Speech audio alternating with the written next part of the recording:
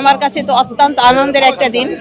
দীর্ঘ 17 বছর আমরা এই অপেক্ষা করেছি যে মানুষ তাদের ভোট দিবে এবং মানুষ তাদের নেতা নির্বাচন করবে। তার এলাকায় যাকে সে পারফেক্ট মনে করে, যাকে মনে করে যে হ্যাঁ ওনাকে দিয়ে আমাদের কাজ হবে, তাদেরকে নির্বাচন করবে। এবং আমি বলতে পারি যে এবারের মতো এত ফ্রি এবং এত ফেয়ার নির্বাচন মনে হয় জাতি দেখেনি এর আগে।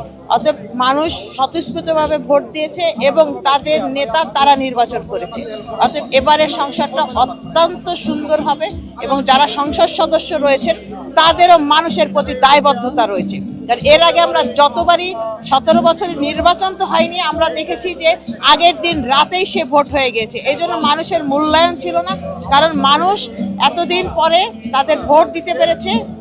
এই জন্য মানুষও খুশি, আমরাও খুশি। আমি মনে করি যারা সংসদ সদস্য হয়ে এসেছেন ওরাও খুশি, ভোটের মাধ্যমে তারা নির্বাচিত হয়ে এসেছে।